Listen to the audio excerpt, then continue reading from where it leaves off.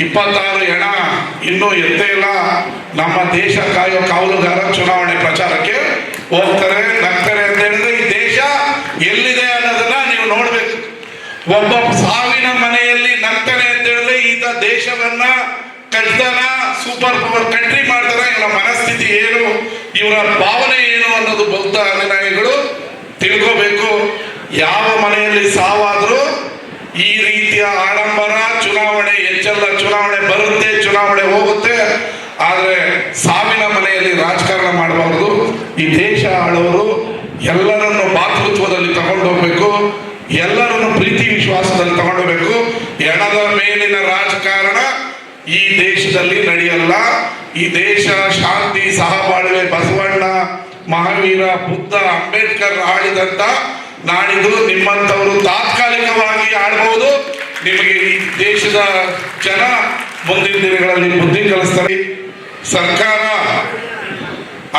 ಬುದ್ಧ ಜಯಂತಿಯನ್ನ ಆಚರಣೆ ಮಾಡಬೇಕು ಅಂತ ಅಧಿಕೃತವಾದ ಪ್ರಕಟಣೆಯನ್ನ ಹೊರಡಿಸಿದ ನಂತರ ಮಂಡ್ಯ ಜಿಲ್ಲೆಯ ಅಂಬೇಡ್ಕರ್ ಭವನದಲ್ಲಿ ಇಂತಹ ಒಂದು ಬುದ್ಧ ಜಯಂತಿ ಮತ್ತು ಜಿಲ್ಲಾ ಮಟ್ಟದ ಬೌದ್ಧ ಸಮ್ಮೇಳನವನ್ನ ಆಯೋಜನೆ ಮಾಡಿದ್ರೆ ನಿಮ್ಮೆಲ್ಲರಿಗೂ ಹೃದಯಪೂರ್ವಕವಾದ ವಂದನೆಗಳನ್ನ ತಿಳಿಸ್ತೀನಿ. ಬುದ್ಧನ ತತ್ವ ಆದರ್ಶಗಳು ಮಾನವನ ಸಂಕುಲೆಯಲ್ಲಿ, ಮಾನವ ಜೀವಿತದಲ್ಲಿ ಅತ್ಯವಶ್ಯಕವಾಗಿದೆ. ಸಹಬಾಳ್ವೆ, ಶಾಂತಿ, ಗೌರವಿಸೋದು, ಪ್ರೀತಿಸೋದು, ಭಾತೃತ್ವವನ್ನ ನೋಡೋದು, ನಾವೆಲ್ಲ ಒಂದೇ ಅನ್ನೋದು ಬುದ್ಧನ ಒಂದು ತತ್ವ. ಅಂಬೇಡ್ಕರ್ ಅವರು ಹಿಂದೂ ಧರ್ಮದಲ್ಲೊಟ್ಟರು ಕೂಡ ಬೌದ್ಧ ಅನುಯಾಯಿಯಾಗಿ ತಮ್ಮ ದೇಹವನ್ನ ತ್ಯಜಿಸಿದ್ರು ಅಂತ ಹೇಳಿದ್ರೆ ಬೌದ್ಧರ ಆದರ್ಶಗಳು ಇವತ್ತು ಯಾವ ಮಟ್ಟದಲ್ಲಿ ಇದೆ ಅನ್ನೋದು ನಮ್ಮೆಲ್ಲ ಆಗ್ತದೆ. ಭಾರತದ ಸುತ್ತಮುತ್ತ 20 ದೇಶಗಳಲ್ಲಿ ಬೌದ್ಧ ಧರ್ಮ ಬಹಳ ಬೃಹತ್ತಾಕಾರವಾಗಿ ಬೆಳೆದಿದೆ ಅಂತ ಹೇಳಿದ್ರೆ ಬೌದ್ಧನ ತತ್ವ ಆದರ್ಶಗಳು ನಮಗೆ ದಾರಿದೀಪ ಆಗಬೇಕು.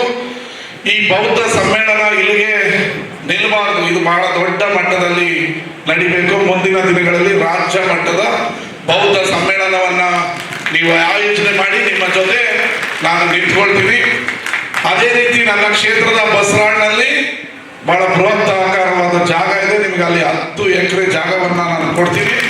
ನೀವು ದಕ್ಷಿಣದಲ್ಲಿ ಗುಲ್ಬರ್ಗದಲ್ಲಿ ಏನಿದೆ ಆ ಥರ ಬೌದ್ಧ ವಿಭಾಗವನ್ನ ನೀವು ಮಾಡಿ ಅದಕ್ಕೆ ಏನ್ ಬೇಕೋ ನಾನು, ನಮ್ಮ ಉಸ್ತುವಾರಿ ಸಚಿವರು, ನಮ್ಮ ಸರ್ಕಾರ ನಿಮ್ಮ ಜೊತೆಯಲ್ಲಿರುತ್ತೆ. ಮಂಡ್ಯ ಕಡೆ ಬೌದ್ಧ ಅನುಯಾಯಿಗಳು ತಿರುಗಾ ನೋಡೋ ಥರ ನೀವೆಲ್ಲ ಮಾಡಿದ್ರೆ ನಾವು ನಿಮ್ಮ ಜೊತೆ ಇರ್ತೀವಿ.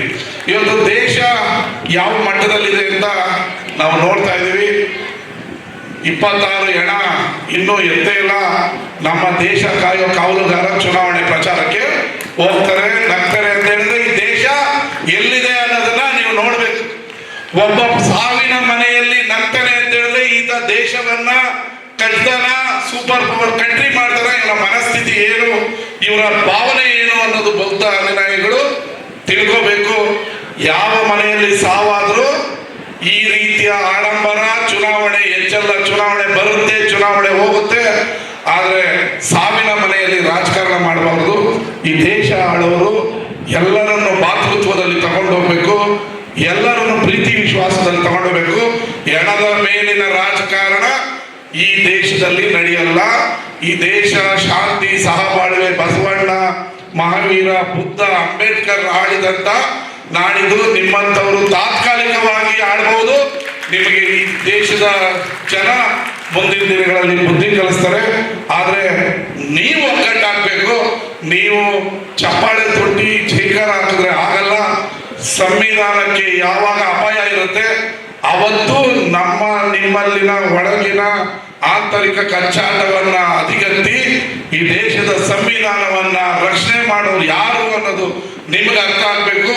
ಸಂಘಟನಾತ್ಮಕವಾಗಿ ಅವರ ಪರ ಇರಬೇಕು. ಬೌದ್ಧನ ತತ್ವಗಳು ಉಳಿಬೇಕು. ಅದರ ಜೊತೆಯಲ್ಲಿ ನಾವು ಹೆಜ್ಜೆಯನ್ನು ಹಾಕಬೇಕು. ಸಂವಿಧಾನವನ್ನ ತಿದ್ದೋರಿಗೆ, ಸಾವಿನ ಮನೆಯಲ್ಲಿ ರಾಜಕಾರಣ ಮಾಡೋರಿಗೆ ಈ ದೇಶದಲ್ಲಿ ಜಾಗ ಕೊಡಬಾರ್ದು ಅಂತ ಹೇಳಿ, ನಿಜವಾದ ಭಾರತೀಯರು ನಾವು, ಭಾರತ ಭೂಮಿ ಶಾಂತಿ ಪ್ರಿಯರ ಭೂಮಿ ಅಂತೇಳಿ ಇಲ್ಲಿವರೆಗೂ ಈ ಕಾರ್ಯಕ್ರಮದ ಆಯೋಜನೆಗೆ ತೊಡಗಿಸಿಕೊಂಡಿರುವಂತ ಎಲ್ಲರಿಗೂ ಅನಂತ ವಂದನೆಗಳು. ನಮಸ್ಕಾರ, ಧನ್ಯವಾದ.